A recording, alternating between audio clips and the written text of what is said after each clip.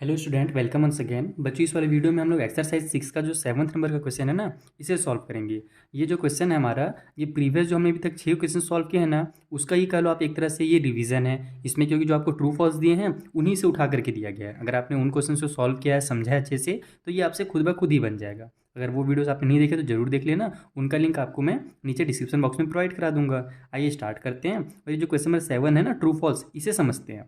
पहला जो क्वेश्चन है कि a line segment has no definite length, यानी कि जो लाइन सेगमेंट होता है उसका कोई भी डिफाइनाइट लेंथ नहीं होता। जबकि हमने क्या पढ़ा है कि दो पॉइंट अगर दिया हुआ है तो उनके बीच की दूरी को हम लोग क्या बोलते हैं, लाइन सेगमेंट बोलते हैं। यानी इसका जो लेंथ होता है वो हमको पता होता है, क्योंकि जब हम मेज़र करेंगे दोनों पॉइंट के बीच की दूरी को तो हमको इसका पता चल जाएगा कितना डिस्टेंस है। इसका मतलब क्या हुआ कि ये जो स्टेटमेंट हमसे कहा जा रहा है कि लाइन सेगमेंट का डिफाइनाइट लेंथ नहीं होता, ये फॉल्स है। ठीक है, क्लियर। आगे चलते हैं। ए रे हैज़ नो एंड पॉइंट। तो रे के बारे में आप क्या जानते हो कि रे जो होता है हमारा कुछ इस तरीके से होता है, उसका एक पॉइंट होता है कहीं पर और दूसरे साइड वो बढ़ते चला जाता है इन्फिनिटली। इसका मतलब क्या हुआ कि रे का एक एंड पॉइंट होता है और दूसरे साइड क्या है, वो बढ़ते चला जाता है, यानी एक एंड पॉइंट रे का होता है। और इसमें क्या बोल दिया है, नो एंड पॉइंट, यानी एक भी नहीं होता। तो ये बिल्कुल गलत है, ये भी हमारा जो स्टेटमेंट होगा वो फॉल्स हो जाएगा। आगे चलते हैं। A line has a definite length, जो लाइन होता है उसका लेंथ हमको पता होता है, जिसको हम डिफाइन कर सकते हैं। तो ये भी गलत बात है। कैसे गलत है, क्योंकि हम लाइन के बारे में क्या जानते हैं कि जो ऐसी लाइन जो दोनों साइड बढ़ती चली जाए, यानी राइट में भी बढ़ती चली जाए और लेफ्ट में भी बढ़ती चली जाए, जिसको हम लोग कभी भी मेजर नहीं कर सकते। राइट में देखो, इसको मैंने इतना बनाया है ना, ये क्या है, एक लाइन है। एक्चुअल में लाइन का मतलब ये होता है कि ये आगे बढ़ रहा है, लेकिन हमारे पास अब चूंकि जगह नहीं है ज़्यादा, इसलिए हम इसको इतना ही में रिप्रेजेंट कर रहे हैं। लाइन को केवल अपन रिप्रेजेंट कर सकते हैं, एक्चुअल लाइन कभी नहीं बना सकते, क्योंकि जो एक्चुअल लाइन होता है ना, वो तो बस आप इमेजिन कर सकते हो कि यहाँ पर है, फिर वो आगे बढ़ करके टेबल में पहुँचेगा, फिर गाँव के बाहर निकल जाएगा, फिर स्पेस में पहुँच जाएगा। इस तरीके से लाइन होता है, उसका कोई भी लेंथ नहीं होता। इसीलिए दोनों साइड एरो लगा दिया जाता है कि दोनों साइड वो इन्फिनिटली बढ़ते चला जा रहा है। और इसमें क्या बोल दिया है कि डिफाइनाइट लेंथ होता है, इसलिए ये भी क्या होगा, गलत होगा। डिफाइनाइट लेंथ तो इसका होता है, लाइन सेगमेंट का। चलिए आगे चलते हैं। A line A B is the same as line B A, जो ए बी होगा और बी ए होगा वो दोनों सेम होगा। बिल्कुल सही है। जैसे देखो, अगर मैं इसको इस तरीके से लिखूँ, यहाँ पर ए नाम दे दूँ और इधर इसका नाम मैं बी दे दूँ, तो ए बी और बी ए बात तो एक ही है। लेकिन अगर हमको ये मतलब कि हमारा ये जो होगा स्टेटमेंट, ये ट्रू हो जाएगा। लेकिन अगला वाला जो क्वेश्चन है उसको समझो अच्छे से। A ray A B is the same as ray B A, तो ये गलत है। बोलोगे सर अब कैसे, ये कैसे गलत हो गया, जब ए बी और बी ए यहाँ पर सेम था तो यहाँ पर क्यों गलत है। तो देखो, यहाँ पर लाइन के बारे में बोल रहा था। ए बी का मतलब क्या है कि ए की तरफ भी ये बढ़ रहा है, बी की तरफ भी बढ़ रहा है। बी ए का मतलब भी क्या है कि ये बी की तरफ भी बढ़ रहा है, ए की तरफ भी बढ़ रहा है, यानी दोनों साइड बढ़ रहा है। लेकिन इसका मतलब क्या है, देखो ए बी अगर बना हुआ है, इसका मतलब क्या है कि ए के साइड वो रुका हुआ है और बी के साइड वो बढ़ रहा है। एरो देखो किसके तरफ है, बी की तरफ है ना, इसका मतलब ये ऐसे चल रहा है, इस तरीके से। ठीक है, यहाँ पर ए होगा और इस साइड हमारा कहीं पे बी होगा। लेकिन बी ए का मतलब क्या है कि इधर हमारे पास बी होगा और आगे चल करके हमारे पास ए आएगा, क्योंकि ये इस बार क्या हो रहा है, ए की तरफ बढ़ रहा है। तो ए बी और बी ए जो होंगे वो अलग अलग चीज़ होंगे, इधर बी की तरफ बढ़ रहा है और इधर ए की तरफ बढ़ रहा है। ठीक है, तो ये जो होगा हमारा फॉल्स हो गया। क्लियर है ये भी। आगे चलते हैं।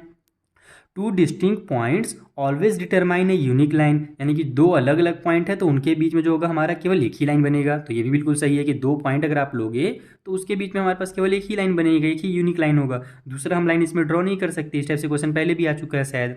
आगे चलिए 7th नंबर में। Three lines are concurrent if they have a common point. तो हम लोग कॉन्करेंट के बारे में क्या जानते हैं कि कौन से लाइन्स को हम कॉन्करेंट बोलते हैं, तो जब कभी भी किसी भी एक पॉइंट में, ठीक है, कोई भी अगर एक पॉइंट है उसमें थ्री या थ्री से ज़्यादा, ठीक है, कम से कम अगर थ्री लाइन क्रॉस हो रहे हैं उस पॉइंट से, तो उन लाइन को क्या कहा जाएगा, कॉन्करेंट लाइन कहा जाएगा।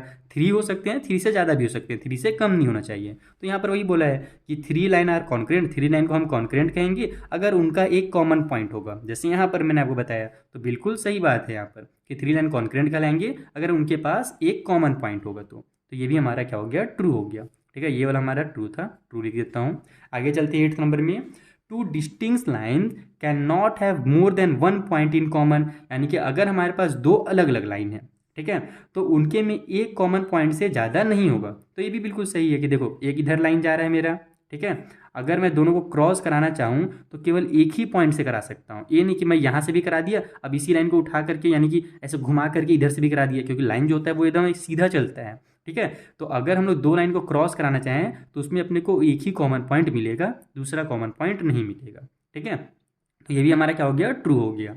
आगे चलते हैं, two intersecting lines can not be both parallel to the same point, यानी कि अगर दो लाइन इंटरसेक्ट हो रहे हैं तो वो पैरेलल भी होंगे क्या, तो ये भी गलत, मतलब कैन नॉट बोल रहा है यानी कि नहीं हो सकते, तो बिल्कुल सही बोल रहा है कि अगर हमारे पास दो पैरेलल लाइन्स हैं तो वो हमारे, सॉरी मतलब इंटरसेक्टिंग लाइन्स हैं तो वो हमारे पैरेलल नहीं हो सकते। पैरेलल देखो किसको बोलते हैं, यहाँ पर समझो कि एक लाइन ऐसे जा रहा है और दूसरा लाइन भी एकदम सीधा सीधा वैसे ही चले, यानी वो कहीं पर भी किसी भी पॉइंट पर उससे टच ना हो, यहाँ पर भी टच ना हो, यहाँ पर भी टच ना हो, और आगे बढ़ाएंगे तो भी टच नहीं होगा। ठीक है, आगे कितना बढ़ाते जाओ तो वो टच नहीं होगा, इसको क्या बोलते हैं, पैरेलल लाइन बोलते हैं। तो अगर इंटरसेक्ट कर लिया है, टच कर लिया है एक दूसरे को, तो फिर वो पैरेलल थोड़ी कहलाएगा। तो बस वही बात हो गया कि अगर टू इंटरसेक्टिंग लाइन है तो दोनों जो होंगे वो सेम जो लाइन है ना वो पैरेलल नहीं हो सकते।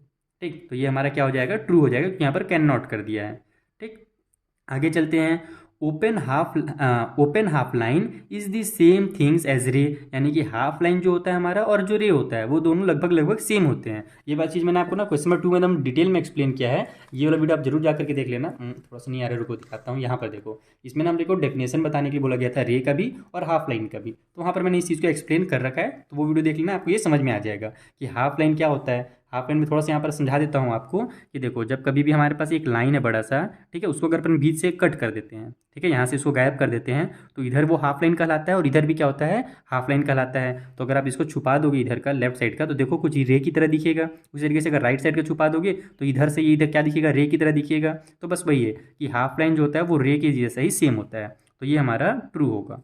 ठीक है, 11वें नंबर में चलते हैं कि टू लाइन्स में इंटरसेक्ट इन टू पॉइंट्स, यानी दो लाइन है तो वो दो पॉइंट्स में इंटरसेक्ट हो सकते हैं, तो ये भी गलत बात है। मैंने आपको यहीं पर समझाया कि अगर दो लाइन है तो केवल एक ही पॉइंट पे इंटरसेक्ट होंगे, दूसरे पॉइंट पे वो इंटरसेक्ट नहीं हो सकते। आप ही करके देखो ना, दो लाइन पकड़ो और उसको इंटरसेक्ट करने की कोशिश करो, तो केवल आपको एक ही बार वो इंटरसेक्ट होते हुए दिखेगा, दोबारा वो इंटरसेक्ट होगा ही नहीं। तो ये भी हमारा क्या है, टू लाइन्स में इंटरसेक्ट इन टू पॉइंट्स बोल दिया है ना, तो ये गलत है, ये हमारा फॉल्स हो जाएगा। दो पॉइंट में इंटरसेक्ट नहीं हो सकता, केवल एक ही पॉइंट में होगा। आगे चलते हैं, लास्ट क्वेश्चन है हमारे पास कि two lines are parallel only when they have no point in common, यानी दो लाइन पैरेलल कहलाएंगे जब उनका कोई भी पॉइंट, नो पॉइंट मतलब कोई भी पॉइंट कॉमन नहीं होगा। तो बिल्कुल सही, मैंने यहाँ पर आपको वही चीज़ एक्सप्लेन किया था कि दो लाइन को हम लोग पैरेलल कब कहते हैं, जब उनके में कोई भी पॉइंट कॉमन नहीं होता। कॉमन का मतलब कि जैसे ये इधर जा रहा था और ये इधर आ जाता, ये देखो ऐसे ऐसे गया, तो ये जो पॉइंट कहलाएगा ना ये कॉमन पॉइंट कहलाता है। ठीक है, तो हमारे पास पैरेलल तभी कहलाएंगे जब उनके में कोई भी पॉइंट कॉमन नहीं होगा, दोनों अपनी अपनी रास्ते चलते रहेंगे सीधा सीधा एकदम।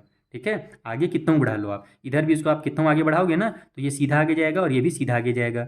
तो यही हमारे क्या है, पैरेलल लाइन से इनमें कॉमन पॉइंट नहीं है। तो ये बिल्कुल सही बात है कि two lines are parallel only when they have no common in point, तो ये हमारा ट्रू हो गया। तो इस तरीके से आपको इसको समझ करके सॉल्व करना है, केवल ट्रू फॉल्स रटना नहीं है। आई होप आपको अच्छे से समझ में आ गया होगा, और अगर आपने प्रीवियस वाले वीडियोस देखे होंगे तो ये तो आपको खुद ब खुद बन जाएगा।